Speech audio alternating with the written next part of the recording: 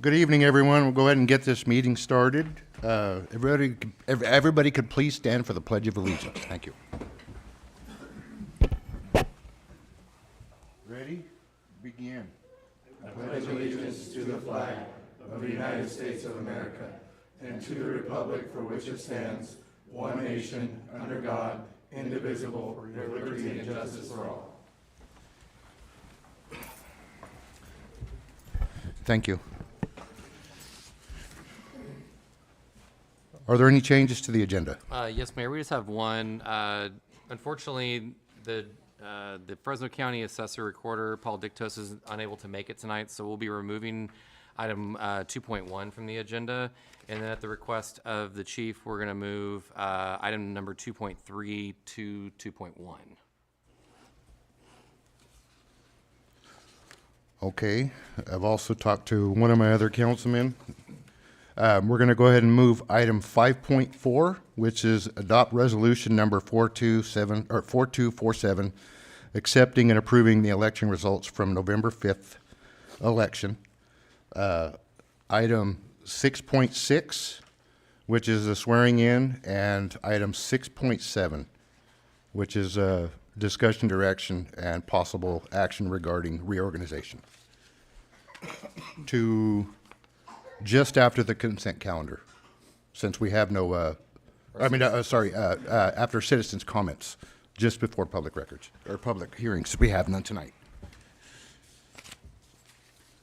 Is that confusing enough? Okay, I'll make a motion with the changes. I'll second.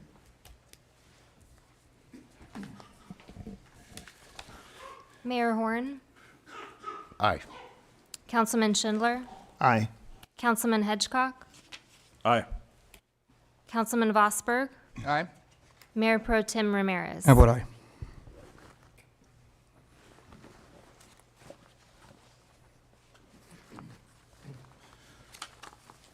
Okay, we move on to the next item, awards, presentations, and proclamations, appointments as well. We have 5 items tonight. We've rearranged and adjusted, so we're going to do the presentation of the 2024 First Responder of the Year Award. Good evening, Mayor, Council, City staff, and community. It's always an honor to come out here, podium here, and just to give the good news, either how great we're doing here in the city with crime reduction, or presentations, accommodations, and tonight especially a presentation certificate to our First Responder of the Year. I'd like to start off just saying that this year was a tough choice. There were several good candidates for the First Responder of the Year.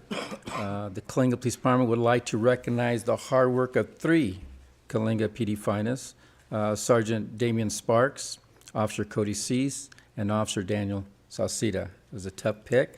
This year, the First Responder of the Year is going to be given to Officer Daniel Salcida.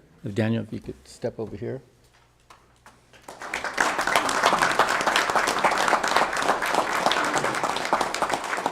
As you know, November 7th of last year, Daniel was here receiving a chief commendation, as you recall, for about a half a dozen investigations involving gang members that he authored several warrants, and it totaled about 10 arrests total, with a lot of teamwork involved, so he did some outstanding work there.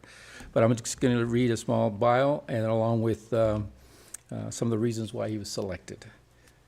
Officer Salcida has been with the police department since June 21st of 2021. Officer Salcida started as a public safety dispatcher. He learned the duties of the public safety dispatcher quite fast and quickly excel in the position. In February of 2023, Officer Salcida successfully passed the interview process and was sponsored by the police department to go through the police academy in Hanford. In July of 2023, Officer Salcida graduated from the police academy and began the next step with the city of Coalinga as a police officer. Since then, Officer Salcida has been one of the higher performing officers within the agency. In 2024, Officer Salcida made over 130 arrests and authored over 230 reports. Officer Salcido has written several search warrants for narcotics and firearms-related investigations, many of which they were gang-related, related to criminal street gangs. Officer Salcido's relationship with the community is a prime example of how law enforcement and the community should work together. It is not uncommon to see Officer Salcido playing with a group of kids or coloring the sidewalk with them at different community events. Officer Salcido continued dedication to this department and to the members of the community are some of the main reasons why he was chosen as First Responder of the Year for 2024. Congratulations.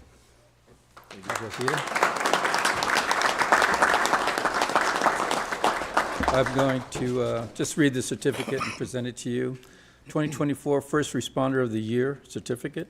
In recognition of your higher standard and continued excellence in serving and protecting, and to the outstanding contributions you give every day to the entire community. Awarded to Officer Daniel Salcido and signed by Mayor James Horn. Yeah, thank you. I'll get this. There you go. And he has a little speech to give. This is yours. I definitely don't have a speech. I'm not a public speaker, so if I stop talking, say thank you, and walk away, don't hate on me. First off, I want to thank you guys. I thank the chief, but most importantly, the guy over there in the corner with the camera. For those of you that don't know, that's my dad. Thank you. I definitely wouldn't be the guy or man that I am today. I got raised into this, and you've helped me with it a lot. On the topic of Sergeant Sparks, I know he's not here right now, but he will hear it or see it at a point in time. He's been an outstanding leader, just as the other sergeants are behind me, but I've been blessed enough to work with him more than anybody else. He has been nothing but amazing to us, and if there's a dad figure in the line of work, he'd definitely be it, whether he's on the clock or not. I've had him on the phone while he's at home, supposed to be spending time with family members, but he doesn't hesitate to take our phone calls and guide us. We're not perfect. We have leaders, and he's definitely one of them.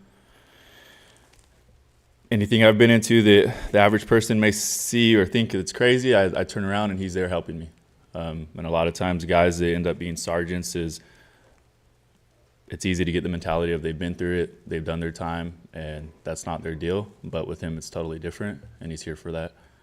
And I'm glad. That's all. Thank you, guys.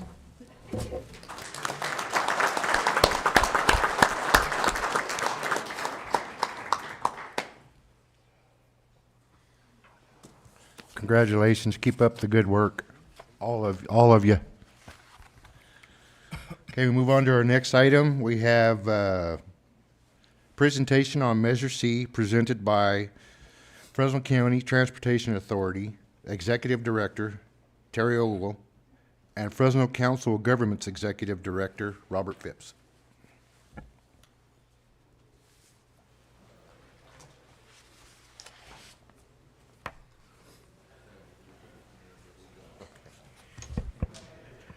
Good evening, Mayor and members of the council. Thank you. Thank you for having us tonight. We appreciate your time and the audience's time, and so we will try and keep our presentation brief. My name is Robert Phipps, Executive Director with Fresno Council of Governments. We're the Regional Transportation Planning Agency. I'm joined by Terry Ogle, who's the Executive Director with the Fresno County Transportation Authority that administers Measure C, our regional sales tax for transportation in Fresno County. And we're here to provide you with an update on its progress. So Measure C, you may or may not be aware, originally adopted in 1986. Fresno County was not the first, but one of the first under new state statute that allowed for these kinds of taxes. It's a 2/3 majority. The way that it's structured now requires a 2/3 majority vote for enactment. That provides a 1/2 cent for transportation purposes that's distributed throughout the region, and has in Fresno County has evolved, been through, we're on our second iteration, almost 40 years now, going on 38 years, set to expire in late 2026. but it has been widely successful in helping to transform our transportation network into what it is today in terms of freeway and highway expansions, road widenings, better maintained roads, additional transit service, new bike and pedestrian facilities, an entire range of different services that we didn't have back at that time. And the secret sauce to Measure C in particular has been its ability to leverage additional funds way, way, way beyond what it generates locally. So whereas the measure itself probably has only generated about $2 billion over its lifetime, it has managed to leverage an additional $8 billion in federal and state money by using that $2 billion to, we call it front-loading projects kind of in the early phases, the design, right-of-way acquisition, the engineering, the environmental phases of a given project, in order to then have it ready to go, what we call shovel-ready, to present for additional funding opportunities from state and federal governments. So again, helping us to build safe, affordable transportation for Fresno County, connecting us to healthcare, emergency services, our job commutes, education, and, recreation and shopping opportunities. So under the current measure, as we stand today, about 35% of that goes back directly to local agencies, which use it for matching funds, like I said, part of that $8 billion, and also directly for maintenance, road maintenance and street repair. So this is what the measure looks like today. As you can see, the majority of it, 34.6%, not a majority, but the biggest portion of it, 34.6 today percent in local transportation, again going back directly to the cities and the counties. This and then about 30% in what we call the regional transportation program, which is the highways and the freeways. This is a very marked departure from where we were in 1986, the original measure focusing primarily on highway and freeway expansions, and also the local program, the local measure. But in 2006, when the measure was reapproved by the voters, it looked very, very different what we have today, and included a lot of new components, including the biggest one being 24% for regional public transit, but a number of other programs, including alternative transportation programs like, again, bicycle, pedestrian infrastructure, sidewalks, bike paths, bike trails, environmental transportation, so transit-oriented development, a range of other activities, including things like Senior Script, for example, that helps subsidize taxi rides for seniors age 70 and over, Ag Van Pool, an Ag Van Pool program, a carpool and van pool program that provides subsidies for van pool programs, and then you see about only 1.5% for administration and planning. And with that, I'm going to turn the presentation over to Terry to finish us out.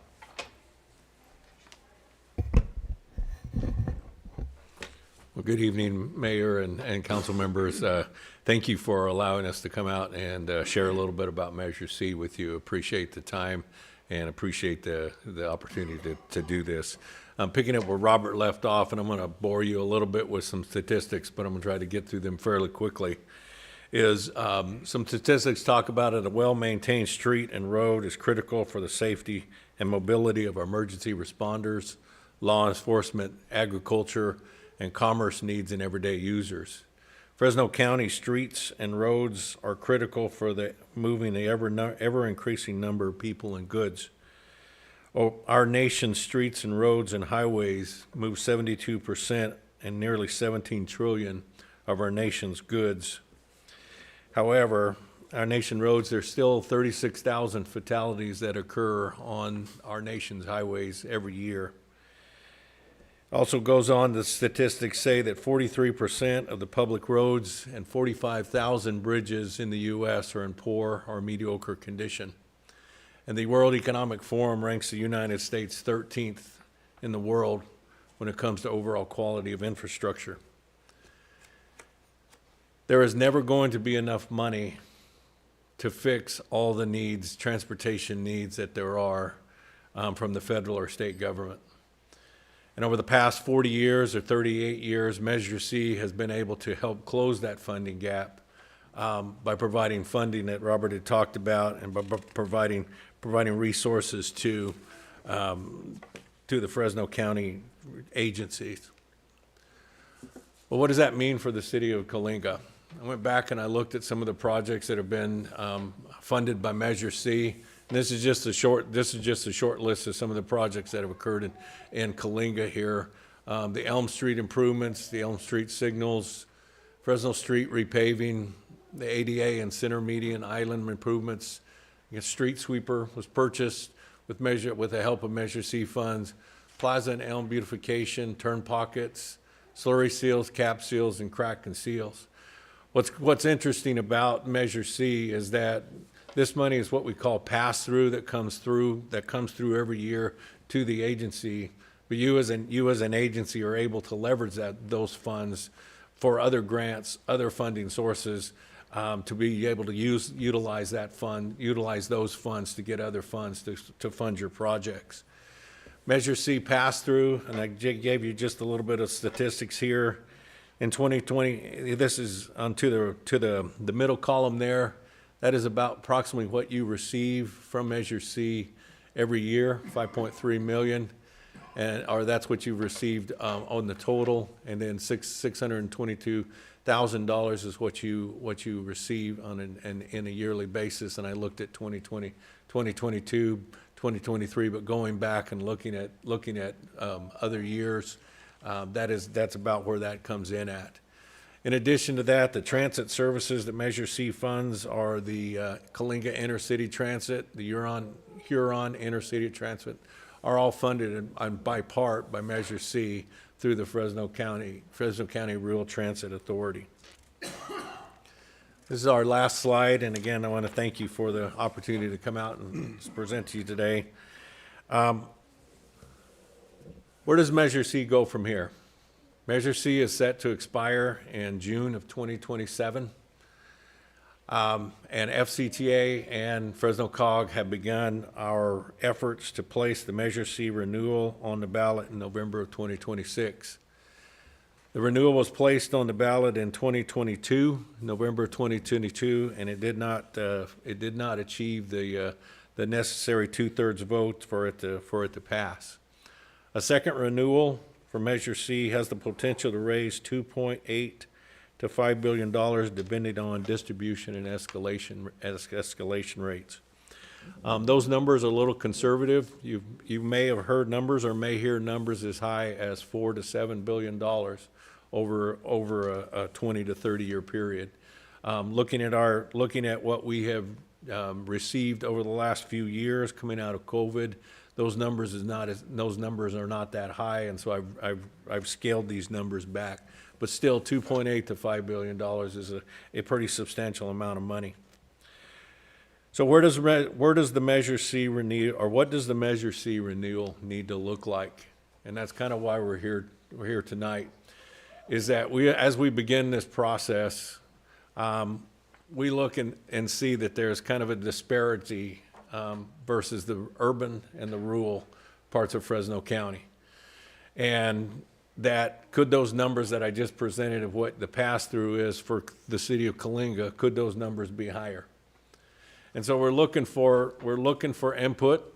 We're also looking for participation in the committee that is going to be a part of Measure C renewal, because we need to hear from the rural communities.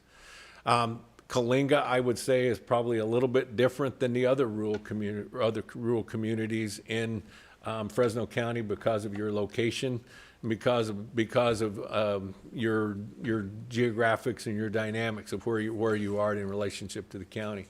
So we're asking that you consider somebody in your organization, somebody in the city, to be a part of that renewal effort, and so that your voices can be heard.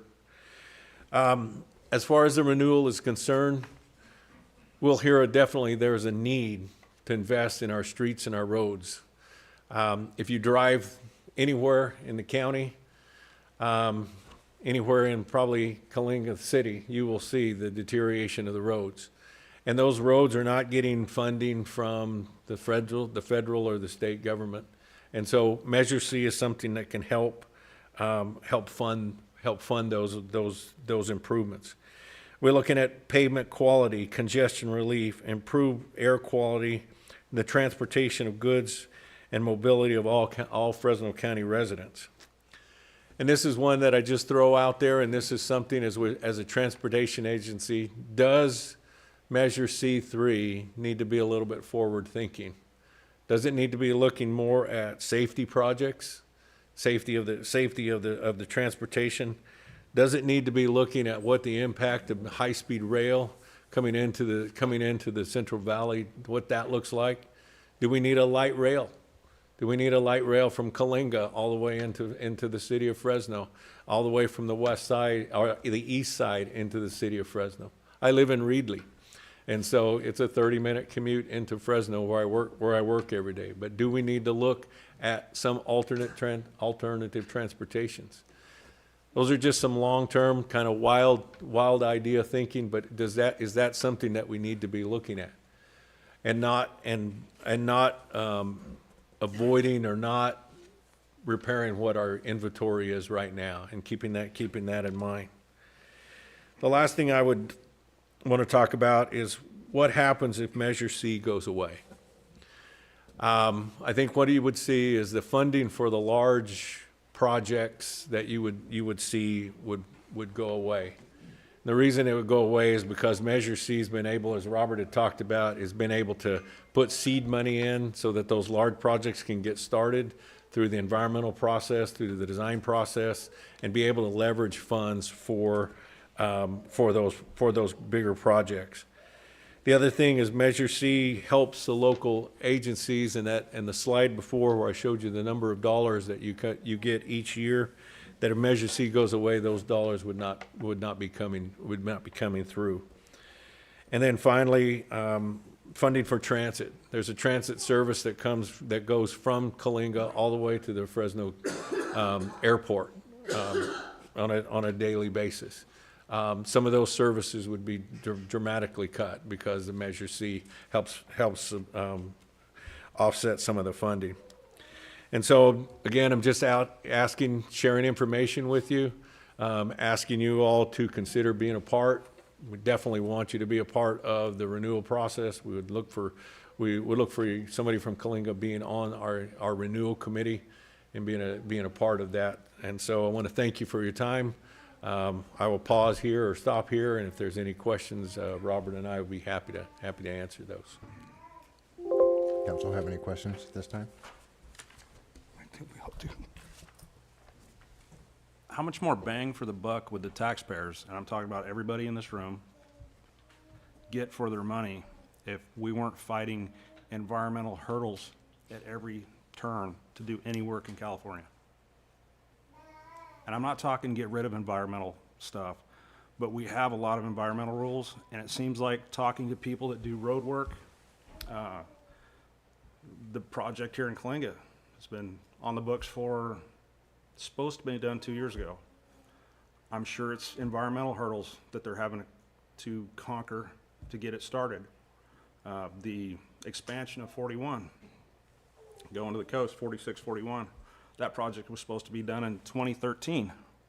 I used to drive that road all the time. My sister lived in Shandon, and we're in 2024, still not completed.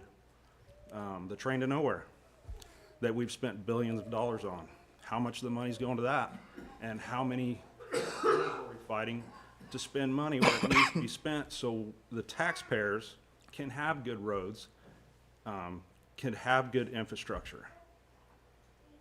We need to look at that. We need to look at how to actually put the money back into the state in a more economic way without spinning our wheels.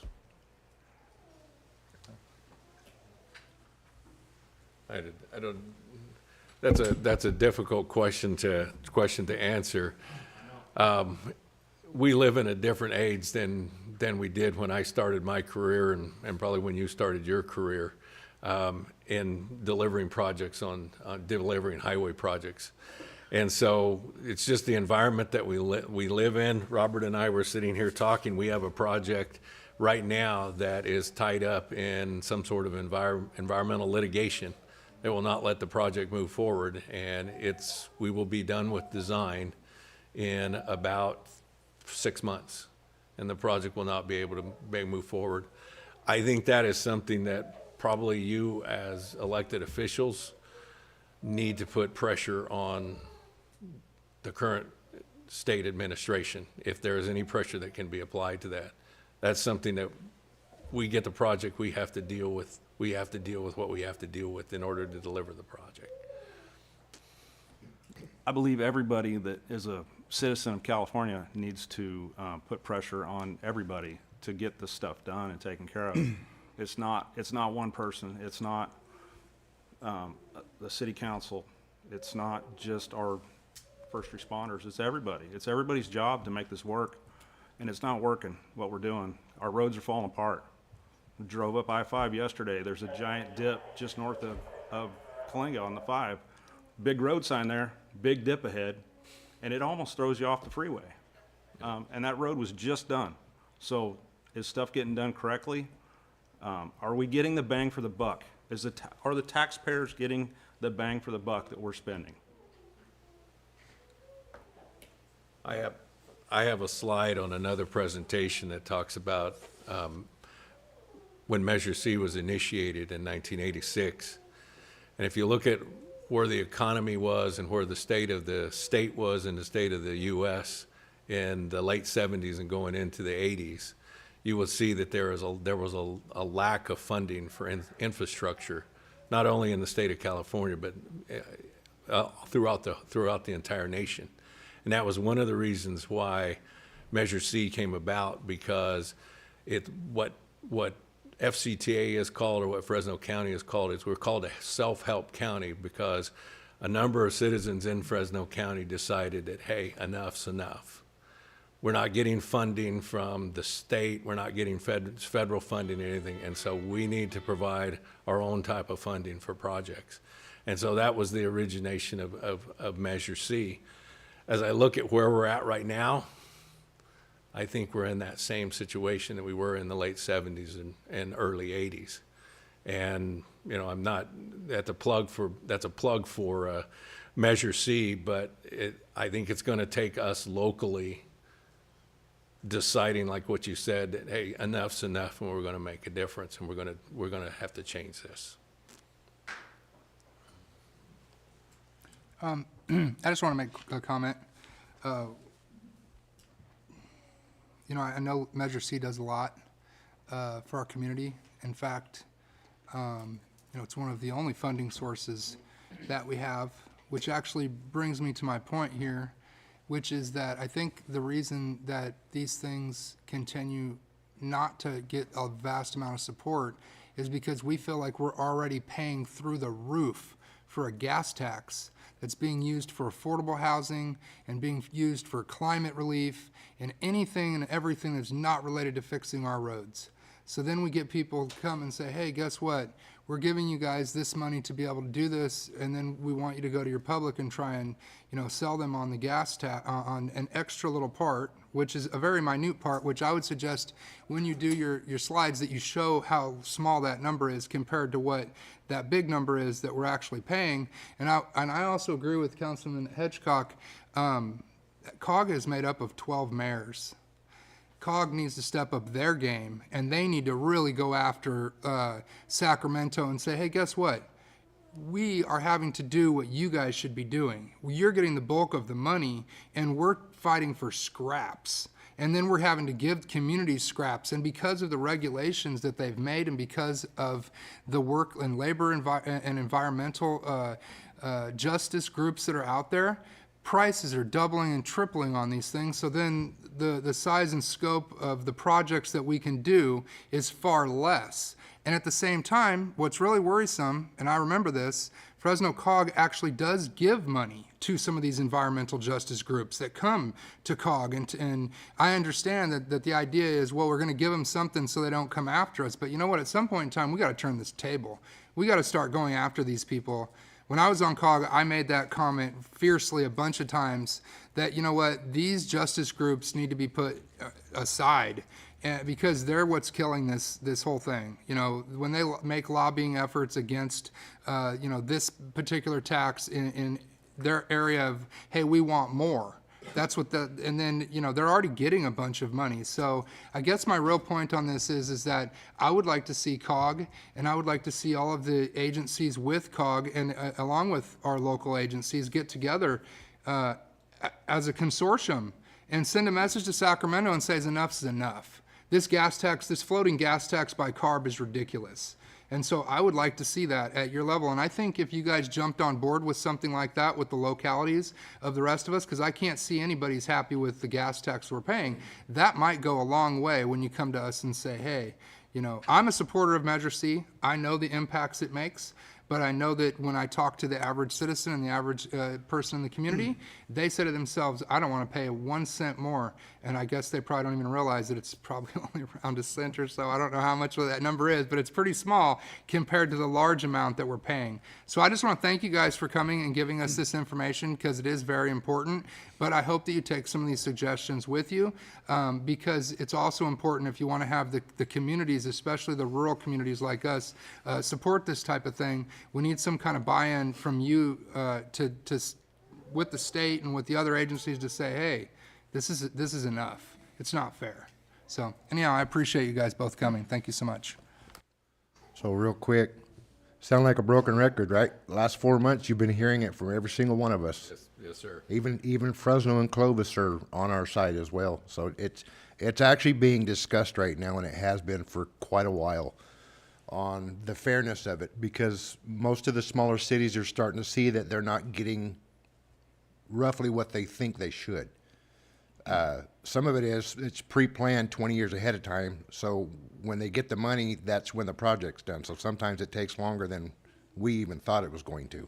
So it's kind of understandable they've got their hands tied. We've got projects right now with the Fresno County Rural Transit Authority, COG, that have been there since 2006, and they're just now getting to them.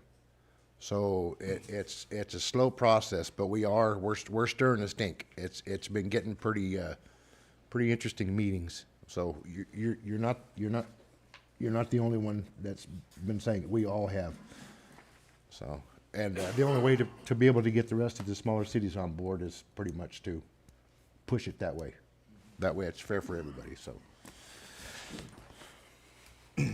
What I want to say, thank you for coming. One thing that I want to see is I'm getting on board with them. Also, like stuff like that, like our parks, we have county parks are in our area that Fresno County doesn't acknowledge. We have Los Gatos Park, we have Mineral, that Fresno County doesn't acknowledge. Talking to the community around these things, when I was a kid, we used to go up there for Easter. We stir up, we do have to get to Sacramento, but at what point, where does that communication end when we say we got to get to Sacramento? Because we do talk to assemblywomen, we talk to congressmen, congresswomen, but at some point, that communication from here to Sacramento is getting cut off or blocked off. That's where the problem is. We do have a lot of county roads in Coalinga, and we do have, as our community expands and our population grows, we're utilizing these county roads, and we need them fixed. And I'm glad that you said something about having a little transit or something going to Fresno. We depend on a lot of stuff to go to Fresno. I don't know if you ever stand in a traffic court line in Fresno in the rain. That's what happens when our court that was functioning pretty good here got cut off. It would have helped a lot. And instead of that railroad, they should have made an extra lane on I-5 on both sides. That would have broke the problem. Easy. And I just want, like I said, I'm happy that you guys are here to explain everything. But a lot of a community, especially us, we've always been the little step shy of Fresno County because we're almost the last to get looked at. And a lot of us that are here, that's why we're asking, at what point does that buck, get its growth here? And like I said, our community is expanding rapidly with our hospital, with our prisons, and we see basically not that much change. So we would like to see that communication from here to Sacramento advance. Thank you, guys. Any more questions? Okay, I think we're good. Thank you guys for coming tonight and enduring everything. This is what we need to hear. Thank you. Okay, we'll move on to our next item. Presentation of the Fire Department's 2024 Employee of the Year.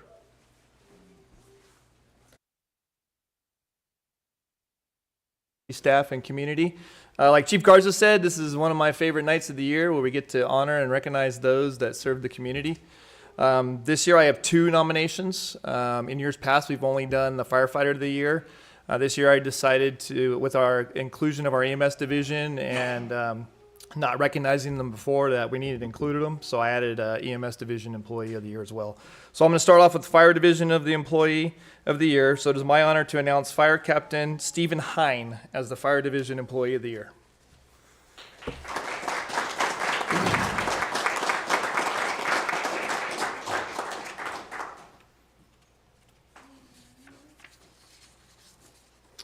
All right. So before I start with Stephen, real quick, Stephen's kind of shocked us all, so to speak. He's only been here 5 years and he's already a captain. He's promoted rapidly, which is kind of unheard of, but he shocked us with how well he's moved into those positions and how quickly he picked up the position and how quickly he's making a difference with his crew and his shift. And so Stephen has definitely earned this award. And the thing about this award is it's not me, it's voted on by his peers. So his peers feel the same way. So Captain Hine has been with the department since September of 2019 and exemplifies what a Coalinga Fire employee should be. Stephen's dedication to the department is demonstrated in his daily activity. Not a moment goes by when Stephen is not doing something to make the department better. Whether it's perfecting his own skills, helping others, volunteering for projects, or finding ways to serve the community, Stephen's constantly busy in between calls working at making the department better. Like I said, Captain Hine promoted rather quickly through the ranks, usually unheard of in the fire service. Usually you're like about 10 years of service before you reach the rank of captain. However, due to attrition, Captain Hine had the opportunity to test, promote, and successfully pass probation for engineer and then captain within a 2-year period. Captain Hine has impressed all of the command staff with how quickly he settled into the role and demonstrated he has qualities and intangibles that cannot be taught to be a leader at the department. Captain Hine has taken it upon himself to become a mentor and role model for his crew. He has taken on new assignments without hesitation and is willing to spend his days teaching others and working on areas of the department that he can help make better. He has taken on the responsibility for all radio and communications equipment purchasing and does his research extensively to make sure that we are receiving the best equipment for the best cost. Stephen has earned this award through a nomination of his peers. According to his peers, Captain Hine has impressed us all. He took the leap to captain and showed us he can more than handle the task. He's a great person to bounce questions off of and has stepped into his role quite well. He takes pride in his works and takes care of his coworkers. He's a hard worker and dedicated to his profession. He just comes to work and does his job. His dedication and professionalism are noticed and makes them all want to be better. He supports others to help them achieve their goals and supports the goals and visions of the department as well. Everything Stephen does is either to better himself, the department, or the fire service in general. Please join me in congratulating Stephen Hine as the 2024 Fire Division Employee of the Year.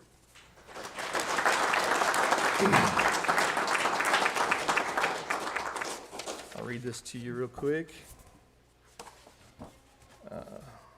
So on behalf of the City of Coalinga, in recognition of your high standards and continuing excellence in fire protection and emergency medical services, and to the outstanding contributions you give every day to the entire community, awarded to you, Captain Stephen Hine as 2024 Fire Department Employee of the Year Fire Division, signed by Mayor James Horn. Thank you very much, Chief.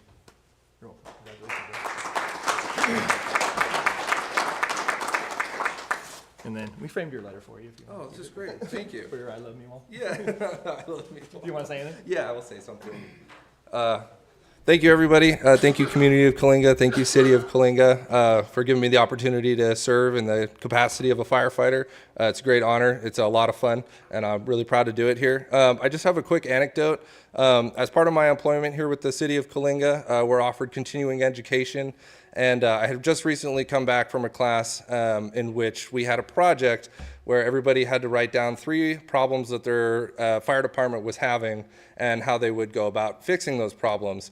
And a lot of these people from these departments are from departments that have tons of money, like Menlo Park, and departments that are 100% volunteer, and they work off of donations that are given to them at the fire service level. And I'd just like to say that every fire department has its issues, and I'm really proud to work for the city of Coalinga, and I'm really proud to be a part of the city of Coalinga. And the issues that we have, I'll own all day, every day. I love it. I love raising my hand and saying, we don't have those problems. We have the problems that I would choose to have. So thank you very much, city of Coalinga. Appreciate it. Thank you.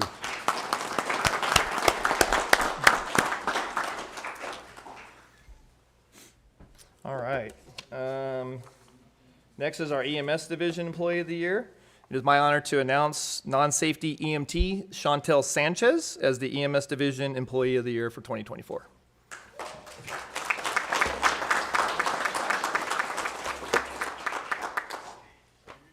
So Chantel's a rock star. She is a single mom with a young child. She has a full-time job here as a non-safety EMT, and she's going through paramedic school right now, 3 days a week and every Saturday. Yes. So I don't know how you breathe. So she's definitely earned this award as well. EMT Sanchez has been with the department since May of 2023 and personifies what a Coalinga fire employee should be. Chantel has shown her dedication to the department, her coworkers, and the community by showing up to work every day with a smile on her face and a ready-to-work attitude. Chantel has represented herself as a leader in the EMS division by mentoring and developing new employees. She doesn't shy away from projects or assignments and is always willing to learn new things. She exhibits great character, morals, values, and ethics each and every day. She's active in community events and educational outreach. Come on, you can come up here.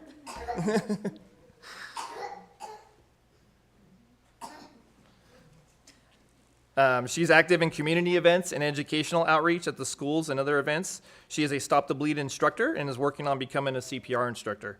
She has taken an interest in enhancing her career by enrolling in paramedic school and currently attending, starting this last August, and will be completing her training in roughly 18 months? 8 more months. 8 more months, giving the department another paramedic to better serve the community. Chantel has earned this award through a nomination of her peers.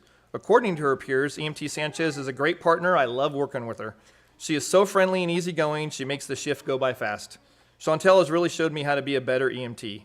She doesn't sugarcoat things and will be honest with you, and that's how it should be. EMT Sanchez takes pride in her work and takes care of her coworkers. She's a hard worker and dedicated to her profession. She comes to work, does her job. Her dedication and professionalism are noticed and makes them all want to be better. She supports others to help them achieve their goals and supports the goals and the visions of the department as well. Everything she does is to better herself, her coworkers, or the EMS division as a whole. Please join me in congratulating Chantel Sanchez as our 2024 EMS Division Employee of the Year.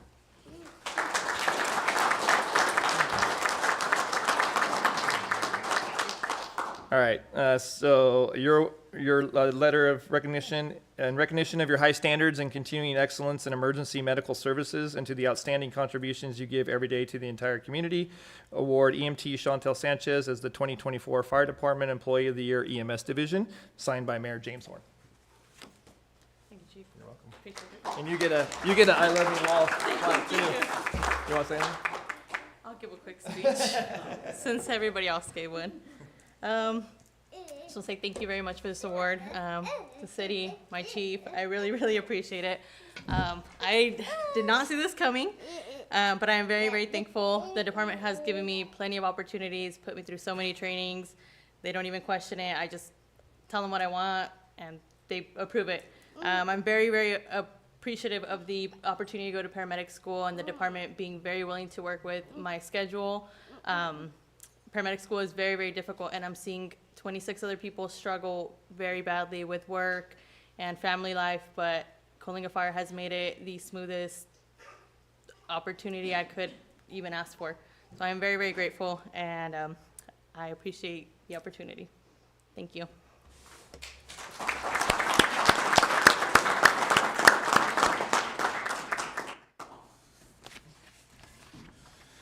Okay, we'll move on to the next item, Code Enforcement Monthly Report for December 2024.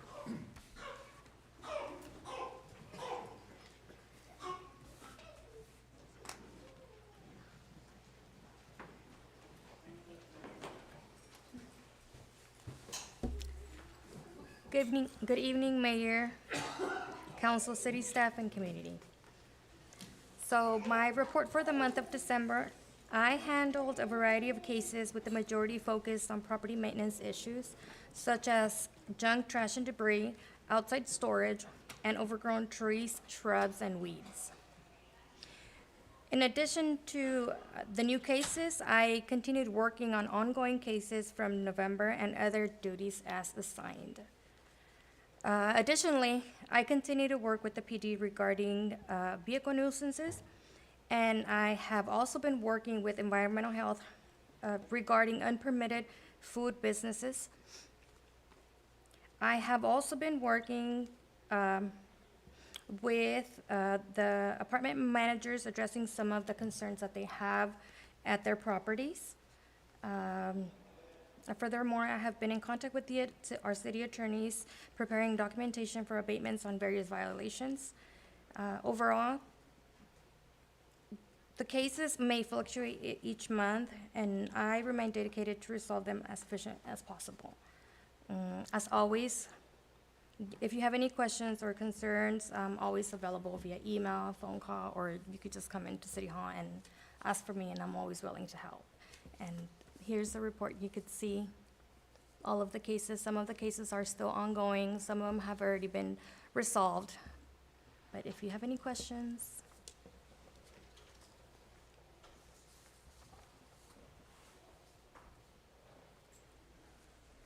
I think the only question I got is, what's the deadline for getting these things resolved? 15 How, days. 15 days?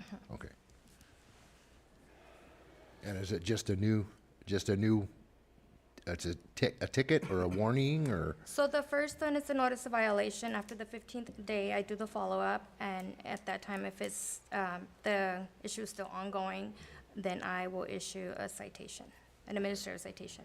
So it's like the ones that say in progress that were from all the way back in November, those are the ones that are not complying? Yes. Okay. So, and it actually changed a little bit since the day that I printed the report.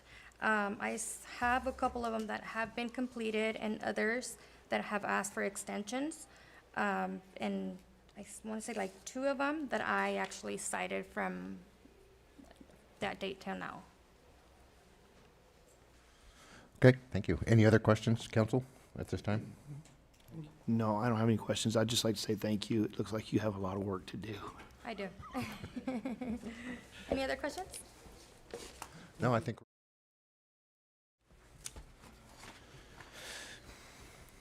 Okay, next item is city department updates. I guess we didn't establish who goes first, huh? Oh, Greg's still out there. Why did you want to start? Sorry. Oh.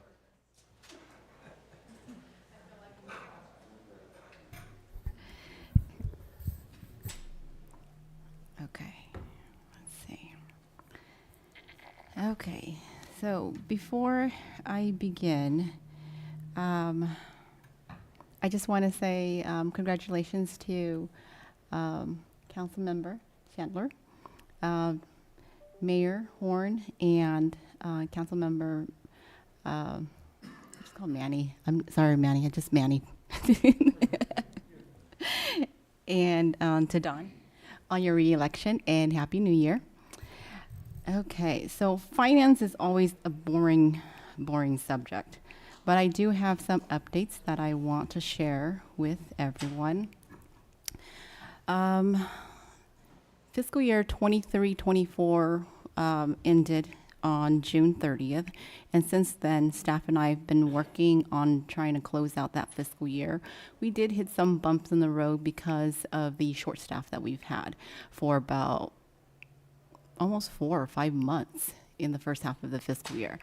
And due to that, I'm expecting it to be completed by the end of this fiscal year, June 2025.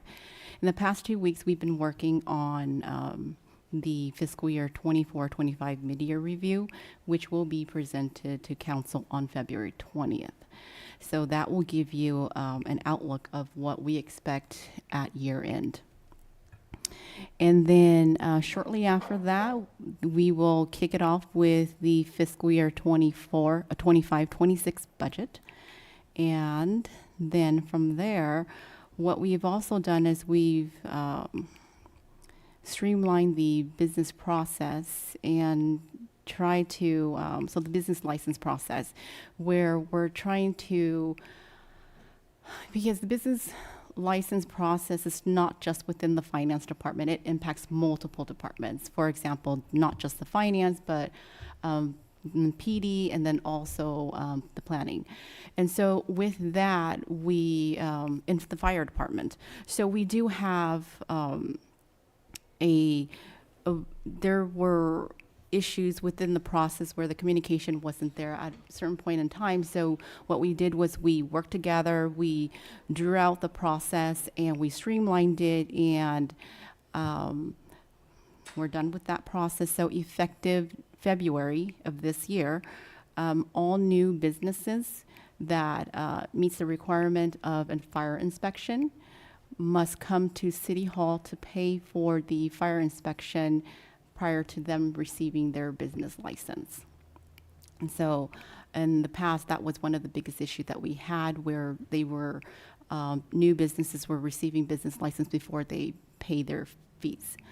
And then in our last council meeting, I mentioned that I will be restructuring finance beginning this new calendar year, and the focus is going to be addressing revenue issues that we've been encountering. So we started off with the cannabis, and the next one that we will be working on would be TOT. So.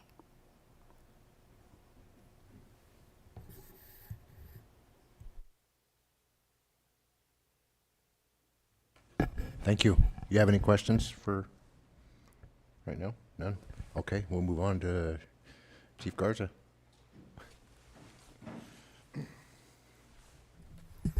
My annual report will be given on the first meeting of February, and that's because all the stats that just came in, and it'll be given on every aspect of the PD along with animal control.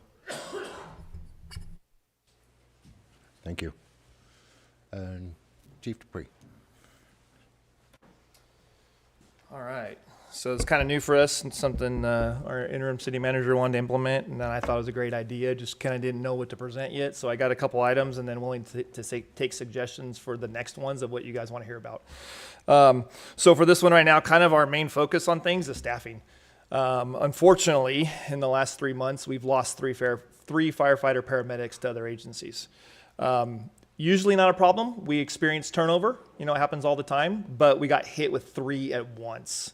And so we're down 3 paramedics right now. So it has affected operations, which has only affected Huron. So we've had to downstaff Huron a couple times this week, and this month is going to be a little bit more because our priority is to Coalinga. We're going to take care of Coalinga first, and then we'll staff Huron as needed. We do have 2 non-safety employees that are in the background process to fill those spots. It's just taken a while to get those backgrounds done. And one of them is in paramedic school, and so he'll become a firefighter paramedic. So we'll fill one of those spots. That's good. We're still down. We're still going to be down 2. So we're going to be actively recruiting. We have, midterm and long-term goals. We're just trying to address our short-term goals. The other thing I wanted to update you guys on was the status of the burned properties. I know that's kind of a hot topic. I wanted to give you guys some good news that 2 are currently in the process for abatement with the courts. and that bids are being produced by Tri-City, and everything should be hopefully completed by the end of February. So that's good. And then the last thing is, everybody knows about the tragic fires down in LA. We sent one of our battalion chiefs to the Palisades fire, and he is there as what we call a single resource. He's just one person, but he is what they call a field observer, FOBS.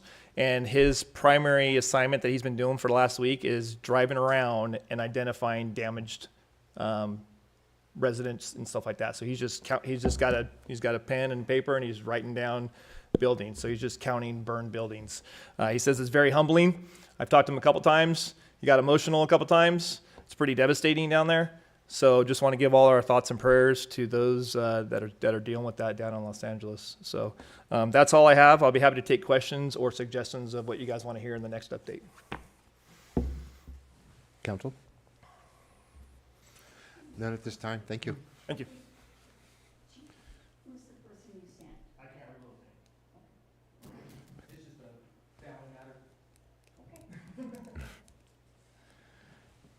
Is it your turn, Sean? I'm talking about.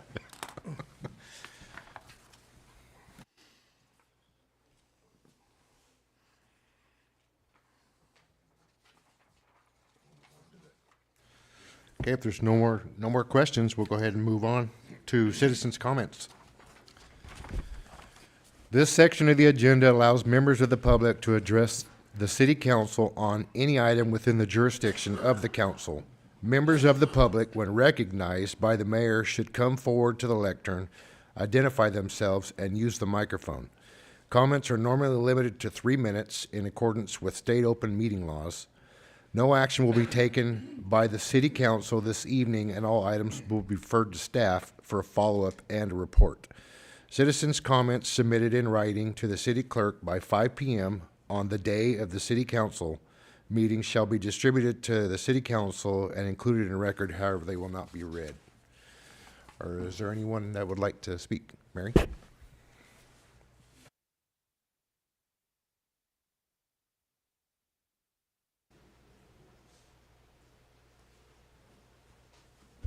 Good evening. I have two concerns. One is that when our meters aren't read on a monthly basis, so the bill rolls over for 2 months into 1 month of billing, for utilities that are billed at different tiers, we are getting billed at a higher tier of usage when really that usage was over 2 months. But we're getting billed at a higher tier because it was billed for one time period. And that's a concern I have. My gas bill for 1 month was 0. And then for the next month, I got both months. And of course, it bumped into the next level of usage. But really, it shouldn't have been. So I would like that to be addressed by the city somehow. The other one has to do with you guys and your restructuring. I realize that this is kind of like beating a dead horse, but as just a common resident, I just want to point out that you've probably all talked ahead of time, I'm sure skirting the Brown rule, but we have amongst you one person who is just a sliver away from getting their public administration certification or whatever it is, and they have experience and they're just eminently qualified. And I don't even know if you're considering him. He's been mayor once and proved to be a very, very good. I'm not saying Mayor Horn isn't good, because Mayor Horn, I do think you've done a great job. But I want to point out that there is among you, and you all know, Nathan Vosberg just is exemplary as far as he's unique. I don't think any of the rest of you have the education and experience that he has. That's not saying you're not all wonderful, because I think you're a great bunch. But I just wanted to make that known. Since we don't vote for our mayor, I just wanted to make my vote. Thank you.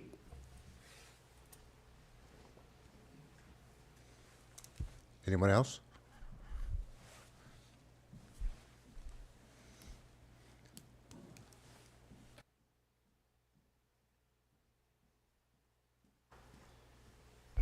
Good evening, Council and Mr. Mayor.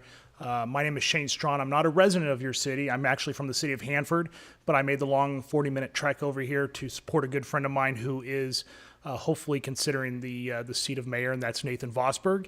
I've known Nathan for a long time through various committees of service in Kings County. I've known him for a long time through public service, seen him at the League of Cities and other areas. I think that Nathan exemplifies being someone who can take on the reign and challenges of being mayor. I've seen him firsthand with his leadership roles, and I think he'll do a fantastic job. Not to say any council member would not do a good job. I've known Manny for a long time too. And I think that anyone can step up to the plate to be mayor. I think the last speaker who did talk about his public administration degree and so forth with his experience, I think will be very good for the city of Coalinga, especially through challenging times. And my support would be for, if he does accept that role, is for Nathan Vosberg for the city of Coalinga mayor. And I'll tell you, Nathan, I wanted to make sure I kept my word to you coming up here today, because I think you will do a fantastic job, and I will always do that for you. Thank you so much. And I wanted to point out that in no way did Nathan ask me to say anything. I told Shane not to say anything. Anyone else? Would anyone else like to speak from the public? Seeing none, council? None? Okay. Move on to the next item, which we've skipped. We're going to pull item 5.4, 6.6, and 6.7. The first one is adopt resolution number 4247, accepting and approving the election results from the November 5th, 2024 consolidated statewide general election. I'll make the motion that we accept the results. And I'll second it. Roll call, please.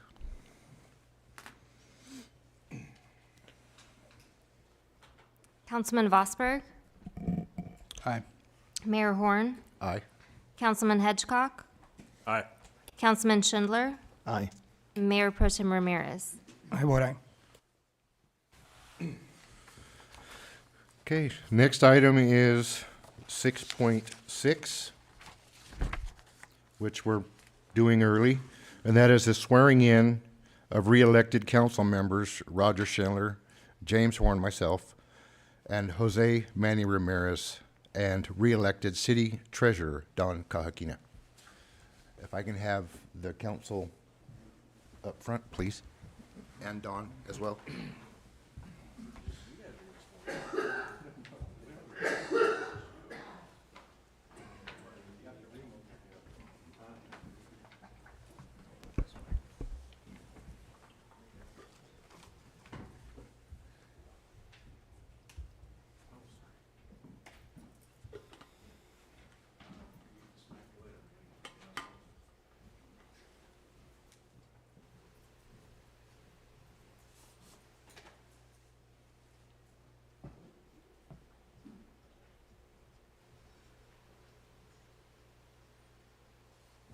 Congratulations. If I can have everyone raise their right hand. And when I say I, please state your name. I do solemnly swear or affirm that I will support and defend the Constitution of the United States and the Constitution of the State of California against all enemies, foreign and domestic, that I will bear true faith and allegiance to the Constitution of the United States and the Constitution of the State of California, that I take this obligation freely without any mental reservation or purpose of evasion, and that I will well and faithfully discharge the duties upon which I'm about to enter. Thank you.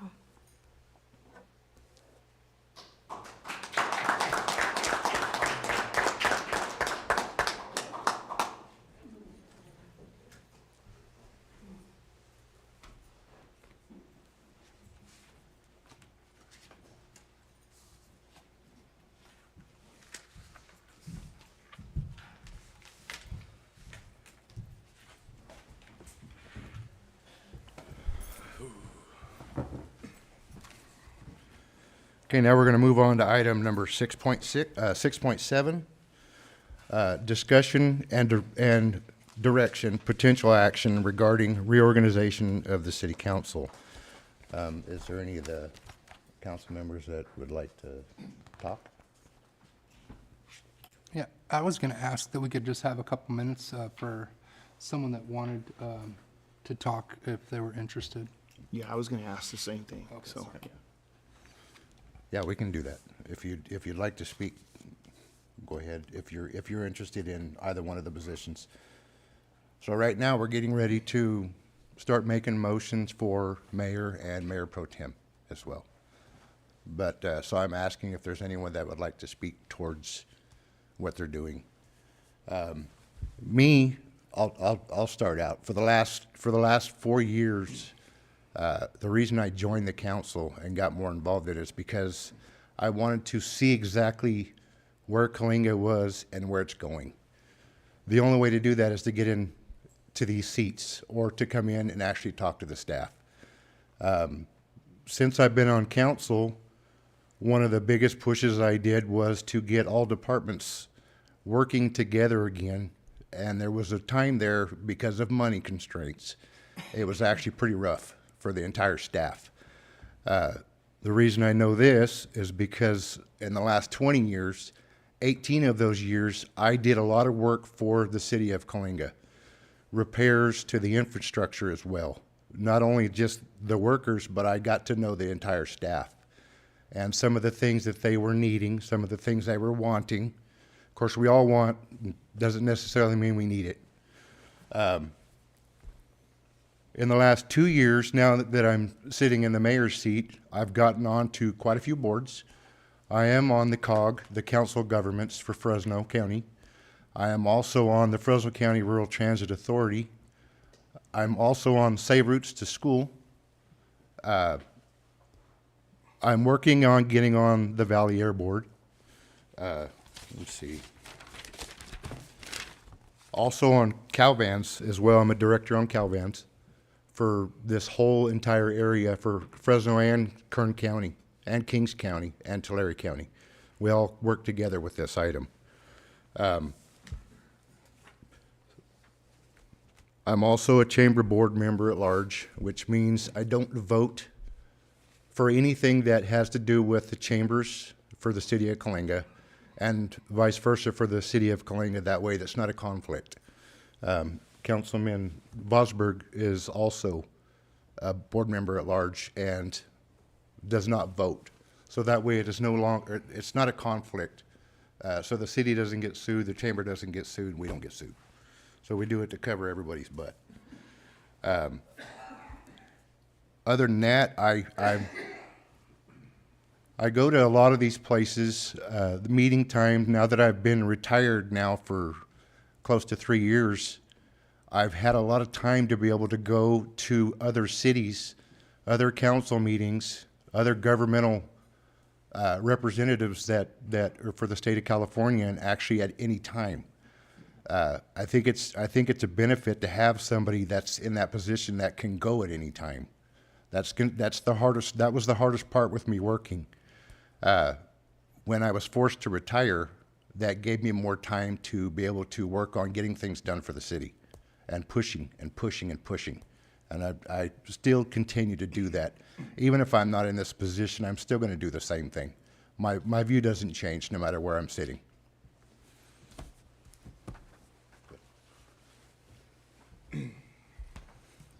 First of all, I want to thank the city of Coalinga for voting for re-election.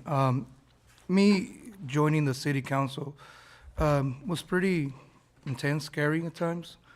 I've gone through a lot of health issues I bounced back, a lot of personal problems with my family, having a loss.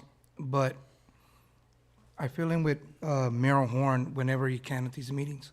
Talk to a lot of congressmen, representatives, and I've learned and grew within the problems that we have in Coalinga, fighting for our town. Meeting with the chief, we have a wonderful chief with fire chief, and being around the youth in Coalinga, which that's our platform for the future. I go to Fresno County sometimes to their offices. I'm not well liked because, I back Coalinga and, I say what's on my mind and I want money over here. I sit down with other representatives in other towns, and as a mayor pro tem, we all have, I consider us all just one unit. We've done it. I haven't done it. We have done it. Because if I couldn't do it without them. I couldn't do it without the staff. I couldn't do it without my community. And I'm very, very proud to be in this seat, and I will do it again and go out there and represent our town. I put it out there when we go to these retail conventions and we open up eyes. We'll be surprised. As we've seen, a lot of projects are going on, and we're gonna have it in the future. And hopefully I could be involved with this seat again. Thank you.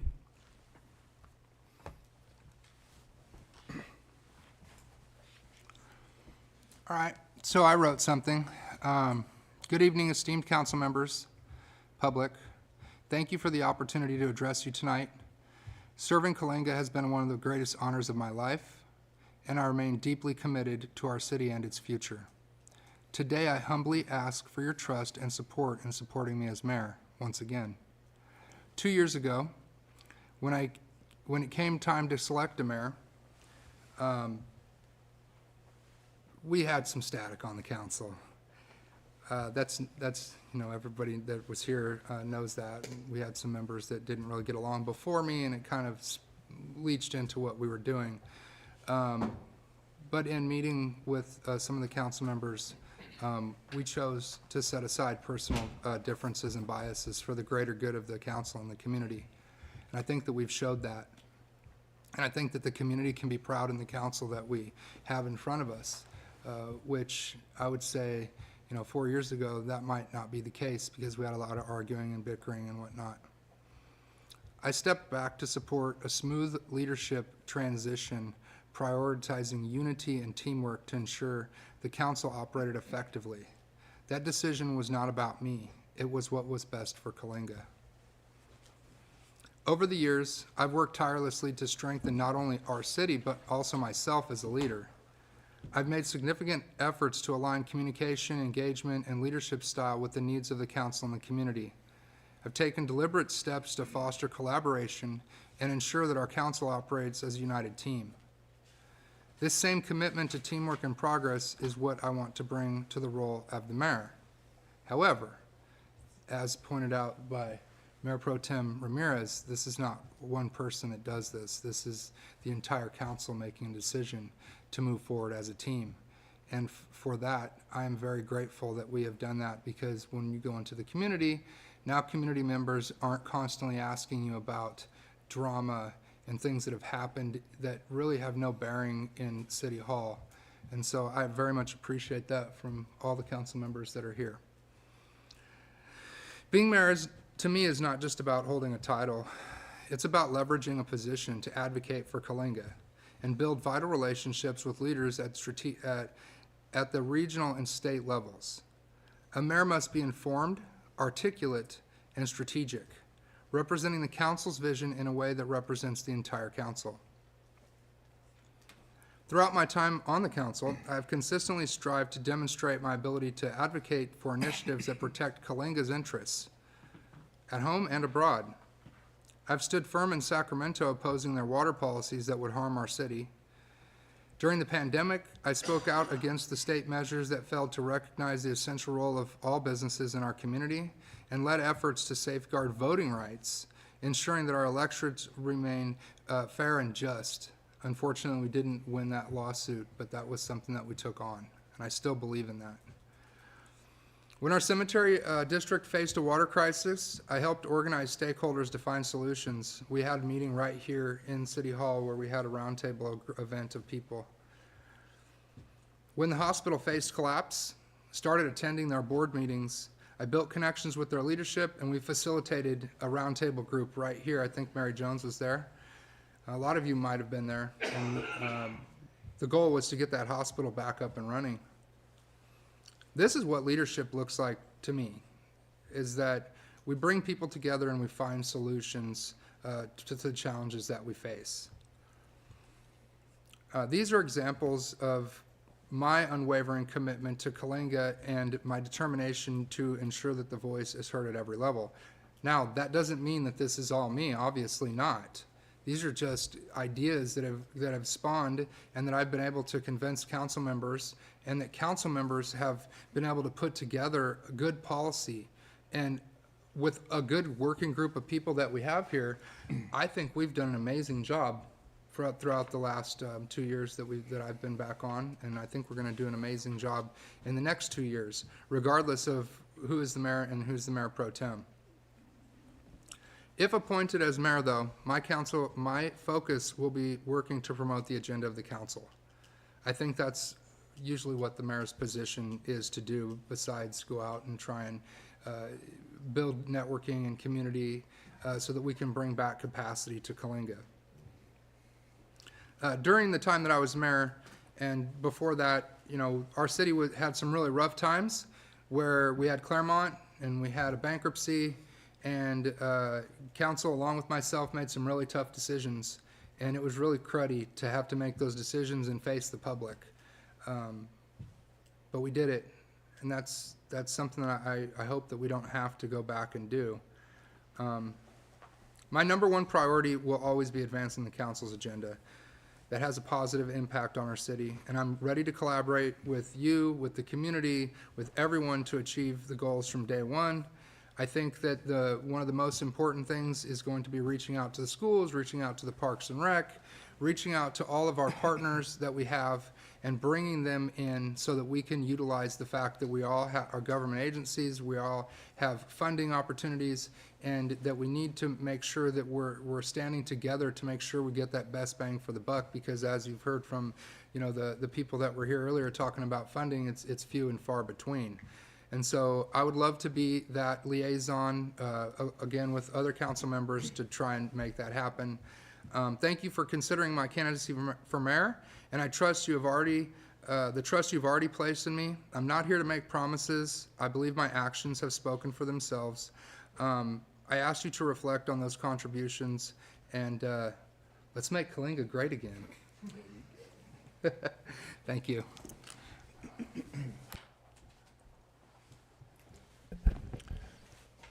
Anyone else? I'd just like to say I'm not interested in either position, but I think this is a great council, and I think whatever comes out of this, I hope we can continue to do that, to work together and as a team.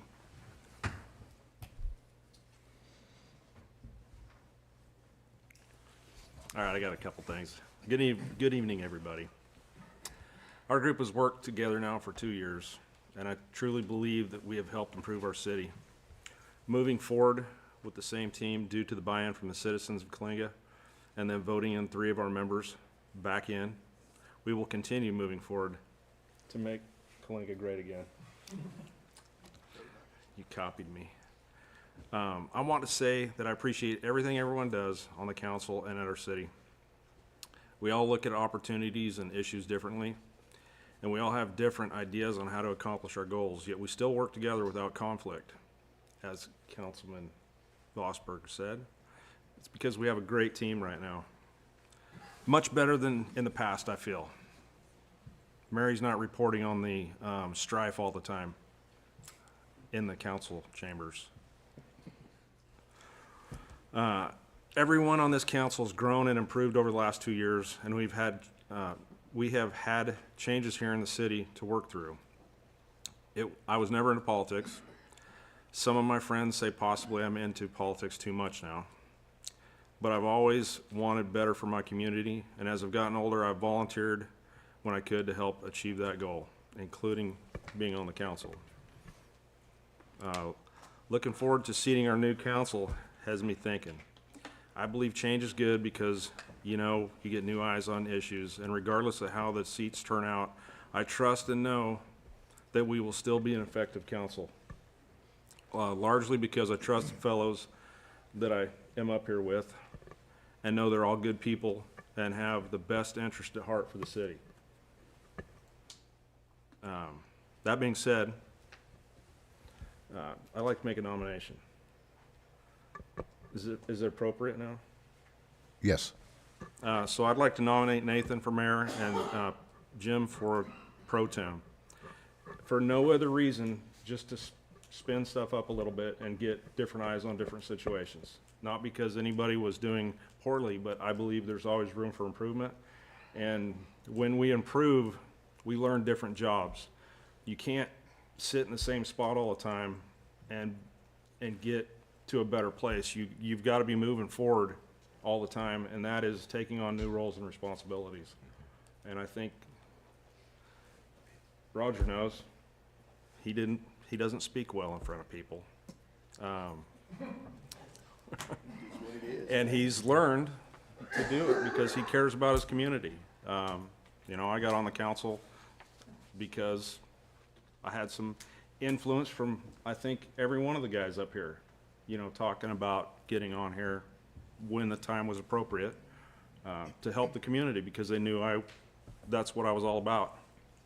So I think I think we're all doing a great job, and I hope that everything works out and we move forward to the great city this place can be.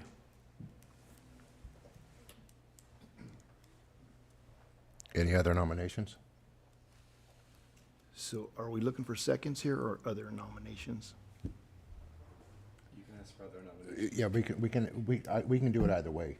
If you guys would like to get a second on that, or just move on to the next nomination. We'll do them separately, mayor and mayor pro tem. Yeah, we'll do the mayor first then.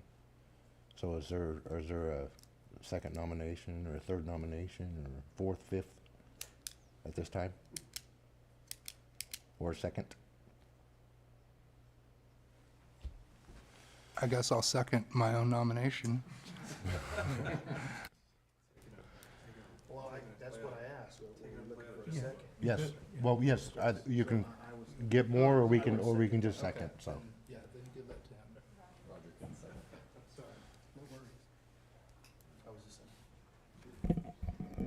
Councilman Hedgecock, Aye. Councilman Schindler, Aye. Councilman Vosberg, Aye. Mayor Pro Tem Ramirez, Aye. Mayor Horn. And I vote aye. So as we rearrange our seats real quick, we'd like to take about a 5-minute break if possible. Huh? Mayor, sorry, that's for Mayor Pro Tem. Okay, that was the mayor, now Mayor Pro Tem. I'd We like have to a second. nominate Jim for mayor pro tem. I'll second. Roll call? Councilman Hedgecock, Aye. Councilman Vosberg, Aye. Councilman Schindler, Aye. Mayor Pro Tem Ramirez, I vote aye. Mayor Horn. And I vote aye. Have Okay, you- now we'll take a 5-minute break so we can adjust our seats around a little bit.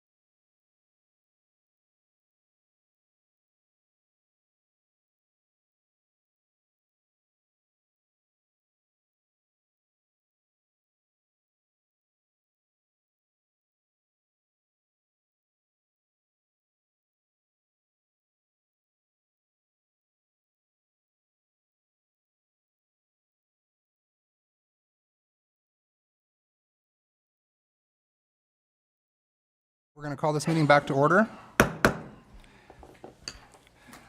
So the first thing I want to do is thank the council for having the trust in myself and Mr. Horn for the mayor and mayor pro tem position.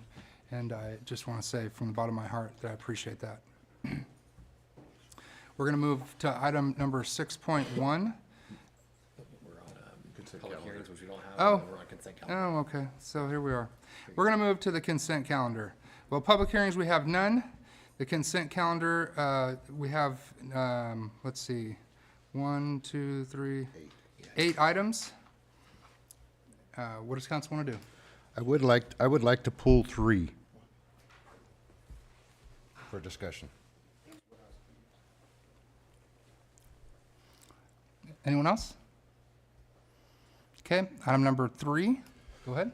Okay, last year, we did something a little different. I'd like to do the same thing again, and that is open it up to the public for the next couple weeks, possibly 30 days, and see if we get any applicants from other realtors that would like to at least apply, instead of just making a direct decision. It's up to the council what they'd like to do. Is that the direction of the council?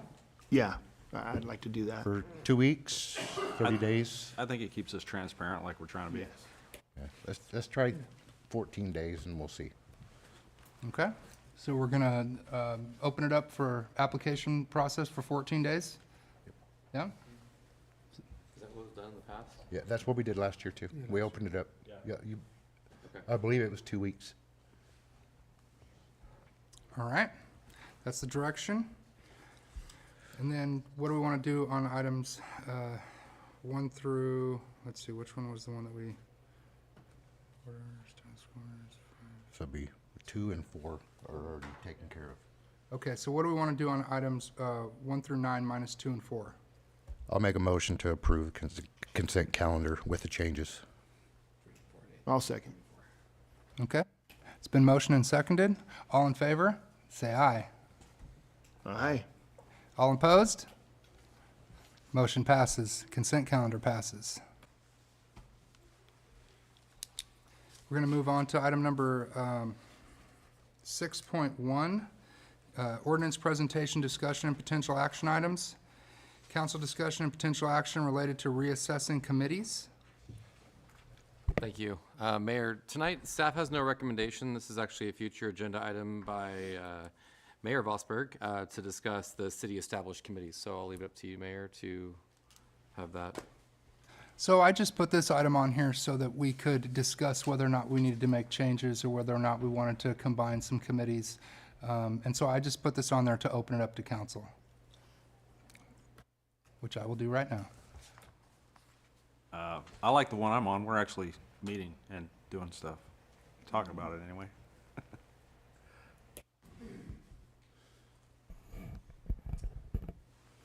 Go ahead.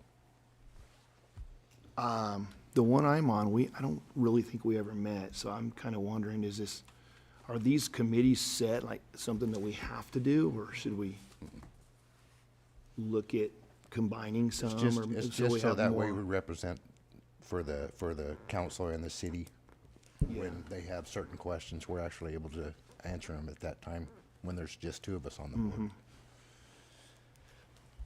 I'm trying to pull it up.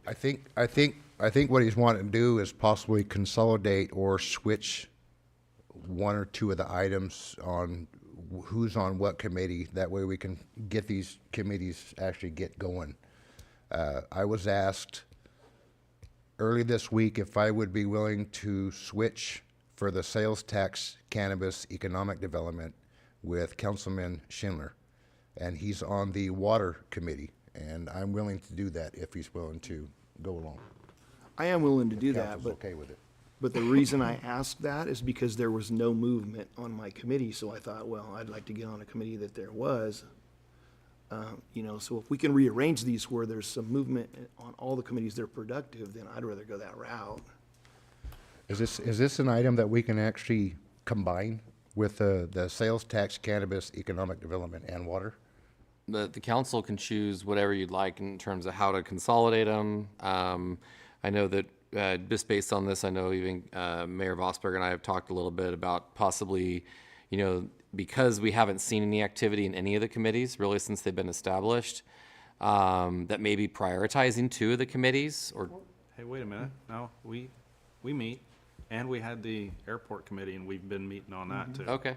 Yeah, So but they're- that's not on here. I don't see an airport. I don't. That's not on. Yeah. not on there. So I'm not sure if it's been a separate one, but I mean, so based on these committees, with the public that's been not folks that are on here based on the districts, I think, whether or not if the council would want to prioritize, a couple of these committees to get them moving, if there's a priority of what the council wants to do. But I mean, like I said, it's up to you guys and kind of what you guys would like to do. But, and if we do need to incorporate the airport, if that's something that the council's interested in, because right now we don't have an established airport committee based on this unless it's falling under one of these.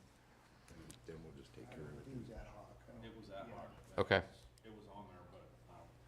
So as it sits, the Public Safety Committee seems to be meeting regularly and doesn't need to change, except for the fact that and I'm only going to ask this because Tom Dominguez is appointed, I think, for District 4. Are you still going to be able to make those meetings? I don't think so. I'm gonna just go ahead and resign. That's the wisest move to me at this point for the benefit of the city. But I appreciate your vote. So, yeah, Tom Dominguez is representing District 4, and I knew he was going to be here tonight. That's why I'm asking. And so if we wanted to appoint somebody else in his place, do we want to open that up to the public at a later date? Yeah. Yeah? And then on the other 2, do you guys want to, do you want to keep them as is and just swap some seats, or would you rather combine some? Myself, I'd rather combine the water and the sales tax, cannabis, and economic development together.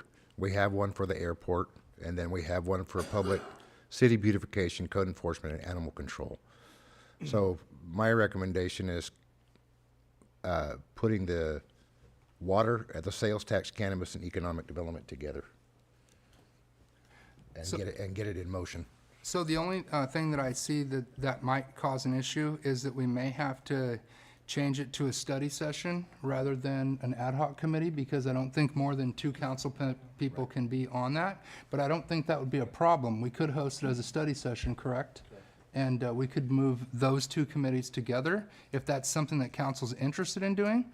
And then we could schedule those meetings. That way we would know that they would be scheduled and we would know that they would have some action.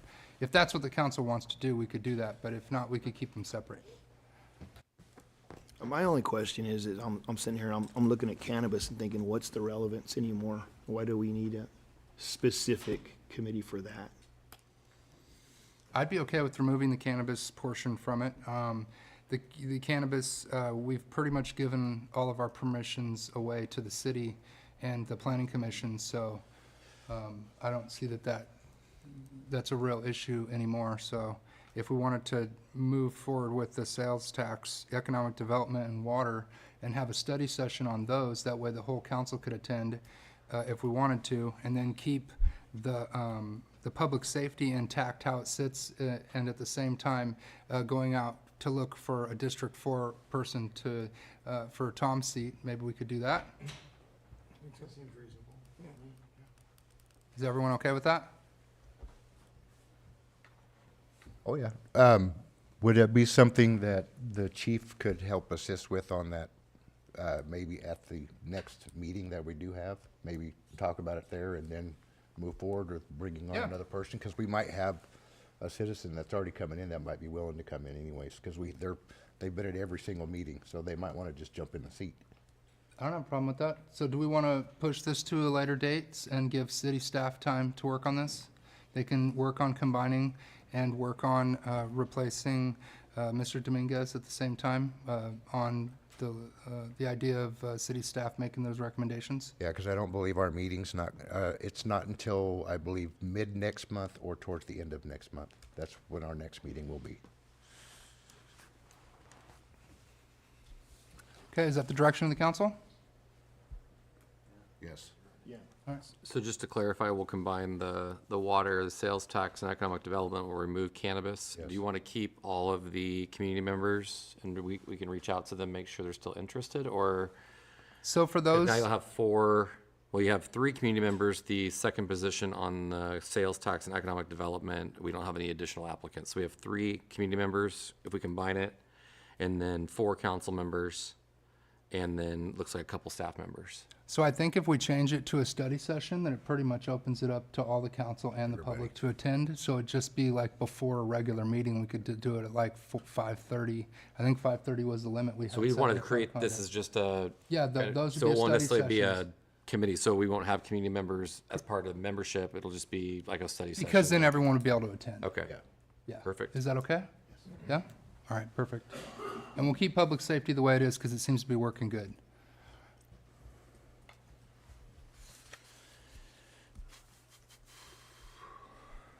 Okay, we're going to move on to item number 6.2, which is council discussion and potential action related to establishing a vacancy tax and/or fee. Councilman Schindler?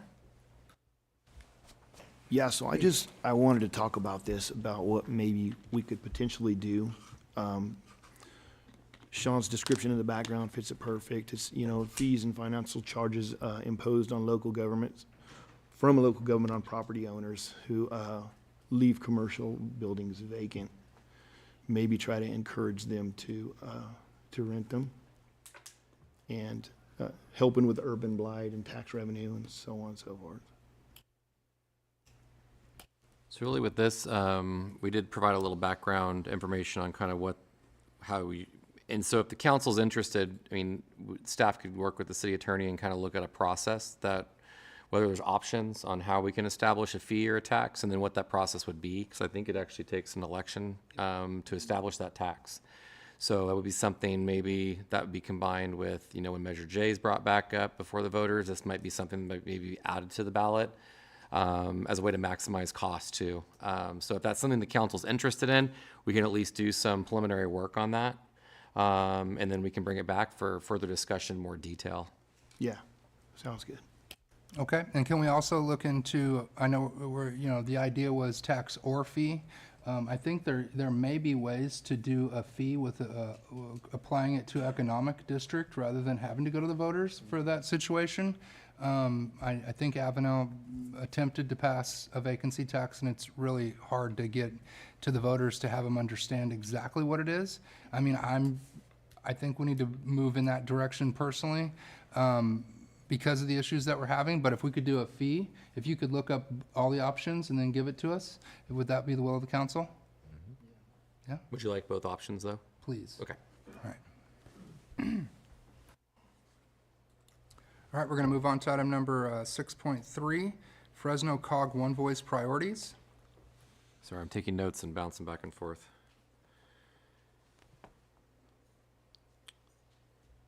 All right, so so tonight we're just requesting that the council identify and direct staff of any transportation-related priorities for consideration in COG's 2025 One Voice advocacy trip to Washington, D.C. The Council of Governments has issued a call for priorities for 2025 for their One Voice trip.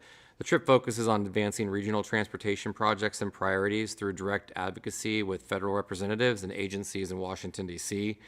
Participating cities and organizations are being invited to submit their project priorities. Tonight, we're just requesting input from the council to identify key projects or initiatives that align with the regional goals and require federal support. So additionally, council members or staff interested in attending the advocacy trip are asked to indicate their interest. So, if you're interested, you can definitely let me know tonight or after or whatever, we can discuss further. As Fresno COG is finalizing logistics, including securing accommodations. So if you just reach out to me, we can talk about those and get more information.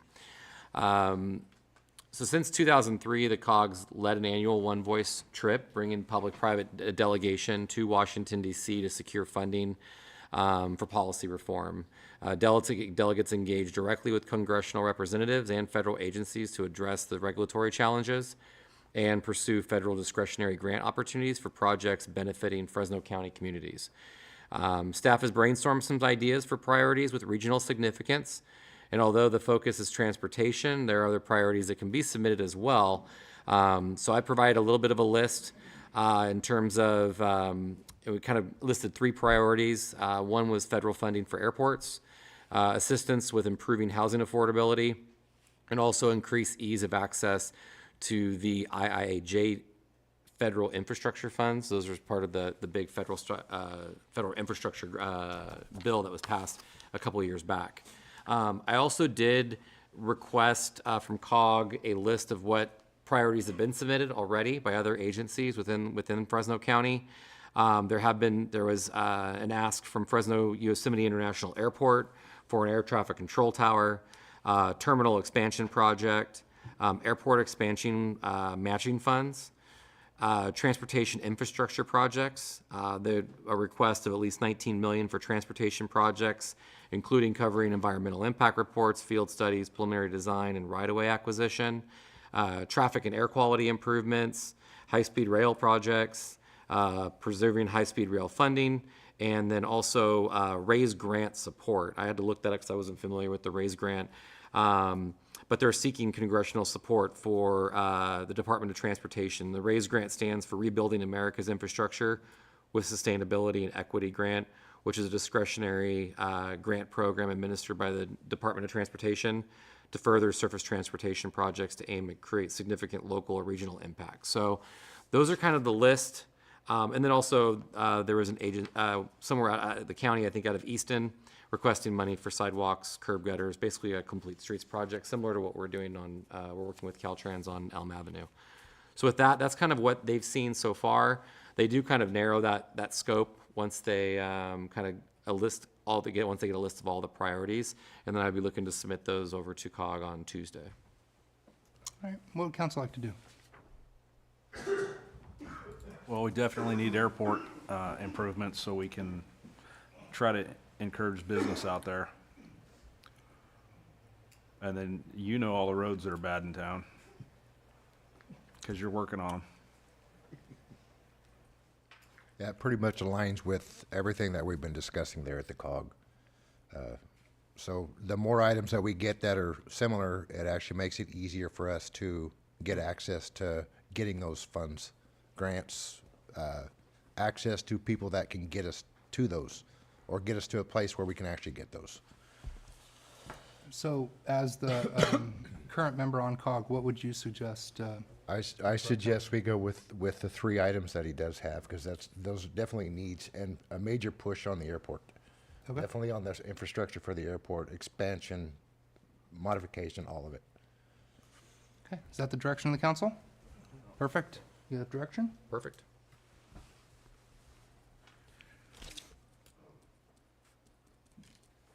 Okay. We're going to move on to item number 6.4, which is council consideration of options related to lobbying services for the city of Coalinga. Thank you. Mayor, Council, the staff, again, does not have any recommendation on this. This is a future agenda item by Mayor Bosberg. This was at the request of Mayor Bosberg. Sorry, I'm reading councilman on here on my report, so forgive me. This report provides the option for soliciting lobbying services for the city. Currently, the city contracts with the Criscom company for lobbying services. The city has been contracted with Criscom since February of 2020. So to ensure the city continues to receive the most effective advocacy and representation, the council may choose to evaluate other service providers through a competitive request for proposal process. This process will allow the city to assess various firms' qualifications, experience, and cost proposals.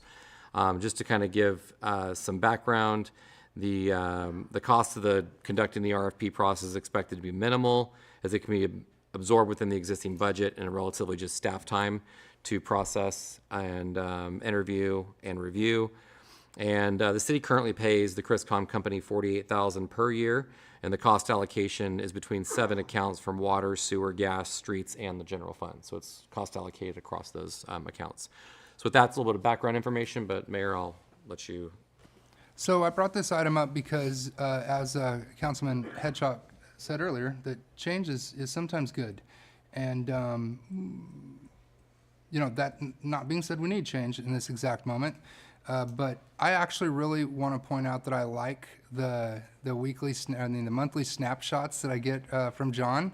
And so I don't want to make you guys think over there that, hey, you know, We're moving towards a change. We're just looking to see what's out there and what the prices are available and things like that.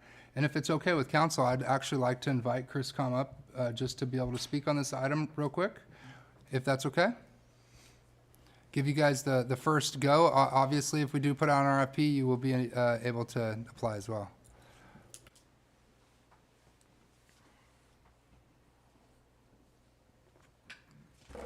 Thank you, Mr. Mayor. I did actually fill out a card, and congratulations, Mayor Pro Tem and the newly reelected. For those of you that don't know me, my name is Renee Masakian. I am the Executive Vice President and Chief Operating Officer of the Criscom Company. I also have with me John Bessmajan, who is our Government Affairs Director. So I just do want to go over a few things that we have worked on with the city of Coalinga. We are currently your state and federal lobbyists. We also do some of your economic development as well. Listening to some of those things about COG and, you know, the one voice and going to DC, these are things that we could help with as well. We go to DC ourselves. We have meetings there with your electeds, and we do talk about things like, you know, the funding that we're trying to get on the federal end, whether it's through, you know, the representatives or senators. We do that with the state of California. I believe we've had some meetings a couple years ago in Sacramento. Council came up, and John had you at some meetings at the Capitol. So we do that.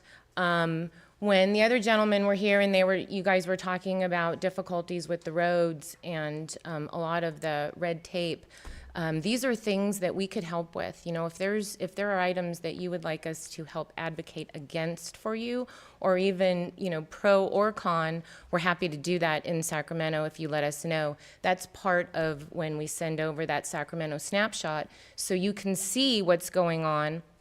And if there's something on there that catches your eye and you think, oh, you know what, we really don't want this to go through, or we'd really like, you know, this to go through, we will help and we'll advocate for you one way or another. So we are happy to do that. Since we did start in February 2020, we all know what that is, right? That was peak, right when COVID started. So it's been a difficult time. Well, personally, I agree that all businesses are essential. I know the governor wasn't too happy with that, and that sort of was an obstacle for us in getting some funding. But we were able to get $250,000 for Coalinga for public safety technology upgrades and improvements. So because the state of California is in a deficit, we have been working with the state, but we've also been trying to push our efforts towards federal funds as well. You know, we have a new administration now, so different things can happen, but we're happy to try to work on both ends of that.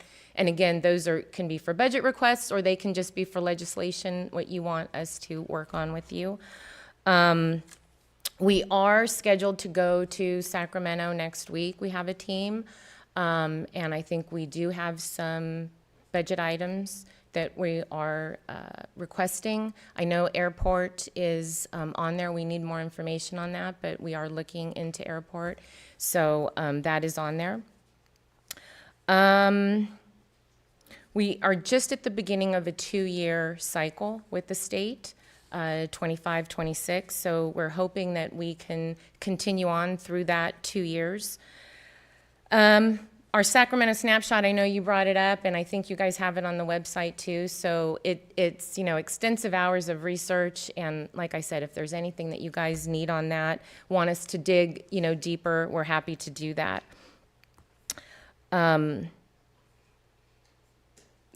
I think John reached out just this week to let you guys know that the session is in full swing. We've also been working on economic development with reaching out. We have hundreds of contacts, and I know you guys are one of the cities that does an excellent job yourself on that. And you know, we see you guys at ICSC.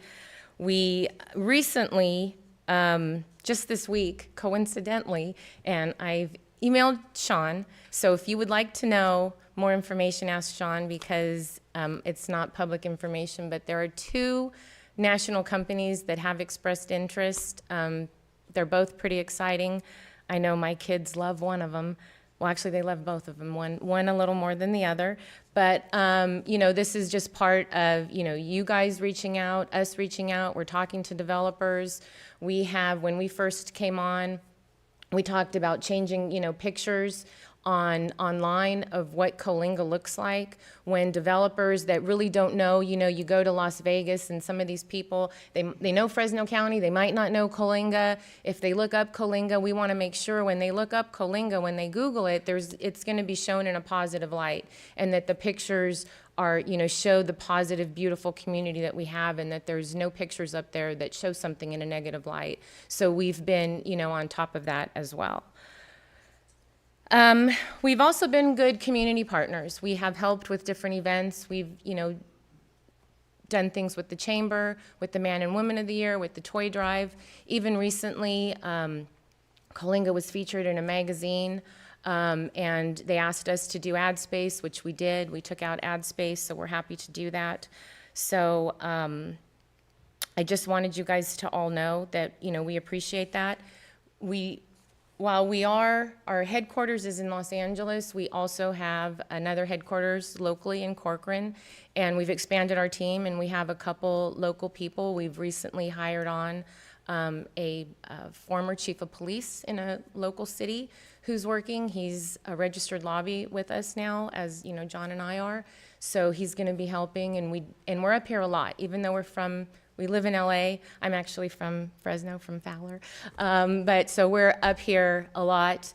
Between, you know, the 6 or 7 of us on our team, we're driving through.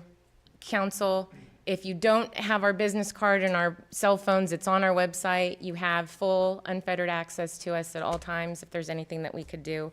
So I just, you know, wanted to iterate that I think we've been good community partners. We want to continue to be good community partners. I understand wanting to know what's out there. We know what's out there. And I know a lot of other companies are not part of the community like we are. You guys don't really see them. You see them, you know, once a year at most. So we would love and be privileged to continue on with the City of Coalinga. And if there's any questions I can answer, I would be happy to. Council, have any questions? No? Thank you so much. Thank you, thank you. So what does council want to do? I put it on for us to get a request for proposal so that, you know, that we can open it up and see what's out there and whatnot. That doesn't mean that we wouldn't choose CRISCOM again. They'd obviously be a part of that RFP proposal process, but it's up to council. I think it's a responsible thing to do, just to take a look. Okay. Anyone else? So what kind of a timeline are we looking? 30 days, 60 days, 90 days? We'd probably circulate it for 30, probably give us, I can probably piggyback off of probably a recent RFP that went out. So we could probably get something out within the next, you know, 30 days. I don't know if the council wants to see the RFP first before it goes out. So you'd Please. like to bring it back? Okay, so we Please. can probably get it back on by the 20th, get a draft to you guys so you guys can see the RFP and then issue it. And then, you know, so I mean, then we'll just go through the process and interview, and then we'd want to have the council think about direction to staff in terms of how many like if we get a bunch of proposals, how many you'd like us to bring back for recommendation. So just kind of think about that as when you guys get the draft RFP, kind of what decision making you guys want to have involved. Because typically we'll go through, we can narrow it down, we'll make a recommendation and maybe provide you the top 3 if that's what you're interested in as we move forward. So yeah. Okay, so is the direction to have staff come up with an RFP and bring it back for us to look at? Yes? Yeah. Okay.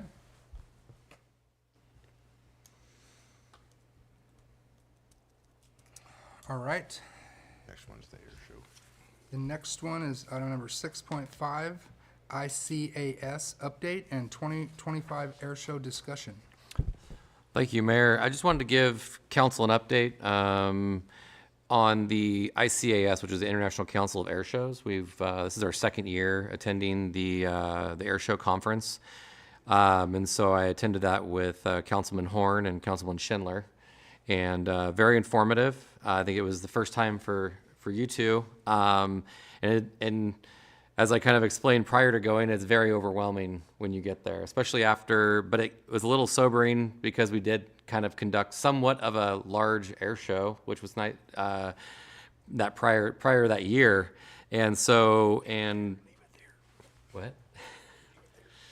So I was actually able to attend the Airshow 101 seminar, which was the first day. And then the second day, joined Councilman Horn and Councilman Schindler on the floor to meet performers, air bosses, vendors. And so we were able to make a lot of contacts, talk to folks, and kind of understand what we may need to do to allow our future air show to grow. This year, we didn't necessarily have the aerobatics that large air shows have. But talking to a lot of folks, there's opportunities for smaller scale, at least to get our foot kind of wet when it comes to some aerobatics and get some planes actually in the air, jumpers out of planes if that's the case as well. So with that, I wanted to kind of just give you guys an update on kind of what the experience was like, and then also that as of right now, we're looking to do another show this year. The plan is to hopefully have, airplanes in the air this year. We're shooting for September 27th of this year. And so we'll be going through the process of having to get FAA clearance for what they call airbox, which allows the space for, I guess it's unregulated use of airplanes, because typically planes don't go upside down and at those high rate of speeds. So we have a lot of work to do, but one of the asks that I have as staff, if the council is wanting to go in this direction, is to give me direction and authority to move forward with hiring an air boss. That air boss would be able to help us facilitate not only the process with FAA and can work with Mercedes, but as well make sure we have start making contacts with performers, vendors, as well as the announcers that come with that. Those are critical features to do that. And then we would work with the Chamber of Commerce and our partners that we worked with on the previous one for a lot of the static displays moving forward. So we have time for that, but the critical kind of time is to get that FAA clearance and start getting the performers in line, because you have to have a lot of their information lined up as well. So that is our intent. I'm going to not overpromise at this point, but that isn't our intent to get there. This will be our first time going through this process. And so we're hopeful that we get to that point. If not, we will still have something similar to what we had last year. But with that, it should be within my spending authority for the air bosses from the folks we talked to at the air show. So they're pretty transparent when we talk with them.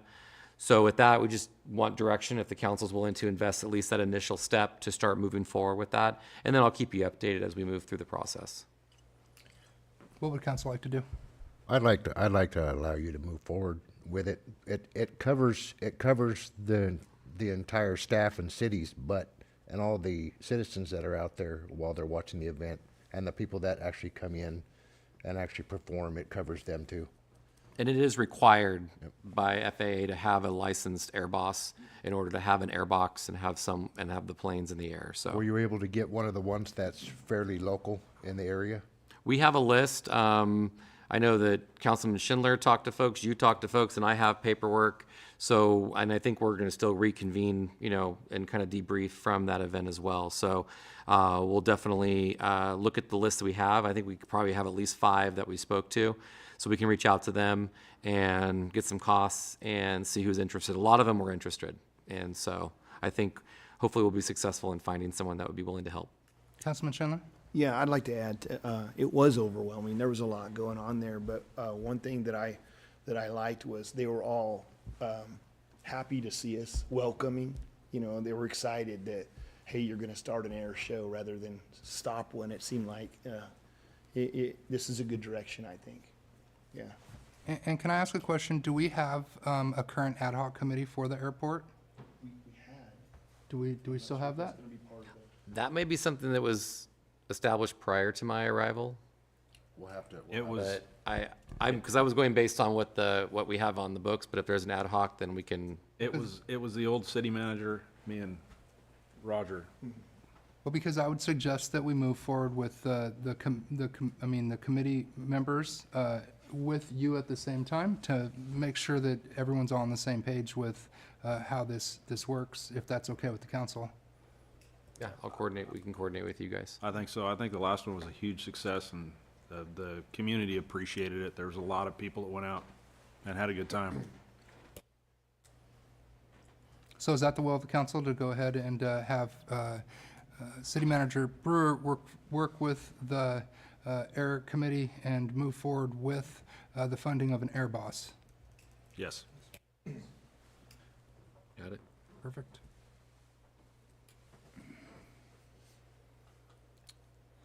All right, and we've already done items number 6 and 7, so we're going to move to announcements. City Manager's announcements, I have none, Mayor. Councilman's announcements and reports. Councilman Schindler? I'd just like to say congratulations to our new mayor, Vosberg, and Pro Tem Horn. And I hope that we can continue to work together and do good things. Anyone else? Yeah, I'd like to say the same thing. Congratulations on becoming the mayor.